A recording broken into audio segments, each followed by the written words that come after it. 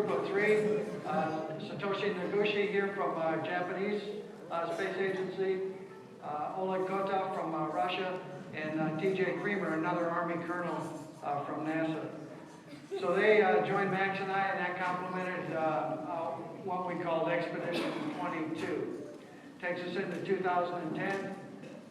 Again, the space station continuing, just about ready to finish up with its assembly. Getting into January 2010, it was time for another spacewalk, this time to go and finish out the external outfitting of that module that had joined us from Kazakhstan earlier in November. Here DJ and Suichi are doing some robotic operations. We had this huge robotic arm outside, and it's used to assemble the space station as well as do some maintenance on the outside. So it's used regularly.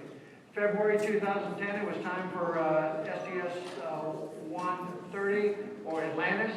This time was a night launch from the Cape Canaveral down in Florida, Kennedy Space Center.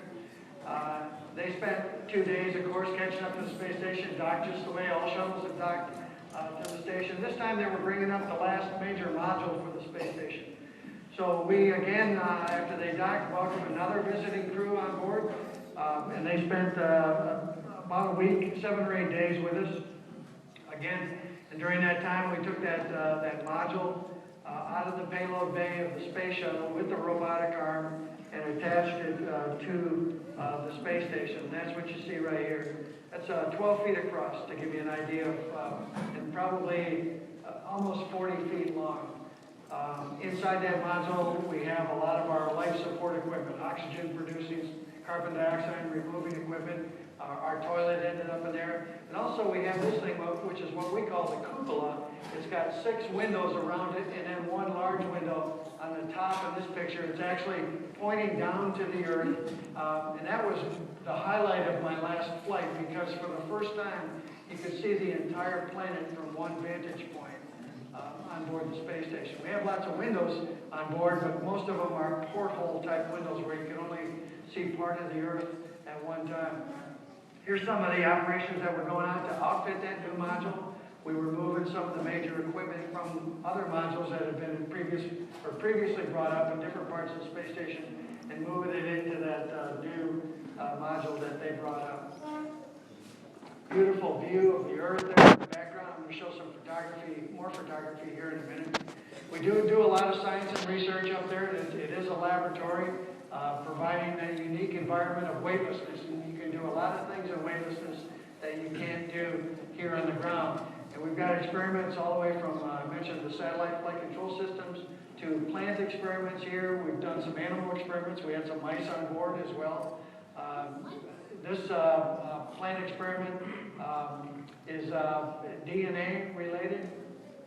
We have a couple of large freezers on board, and that's what you see. We stowing some of the samples, experimental samples, in for later return to Earth. It takes it down to minus 96 degrees centigrade, so very cold. Here's the view out that cupola that I mentioned.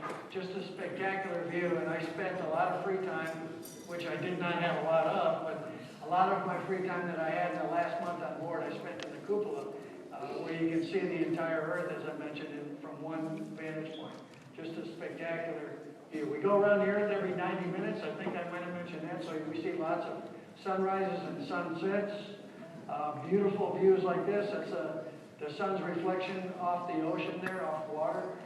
And the various cloud layers. You can see the layers of atmosphere, the vivid colors from the atmosphere. There's the final moments of a sunset. And look at the layers of atmosphere up there. The ragged dark edges are clouds, shadowed by the sun. And then when the sun is setting, that's when you get these vivid oranges and vivid patterns of color. Glaciers, one of my favorite topics to view on the Earth's surface. This one's in Patagonia, in the southern end of South America. You can see a lot of detail from the icebergs that are calving off the glacier, as well as the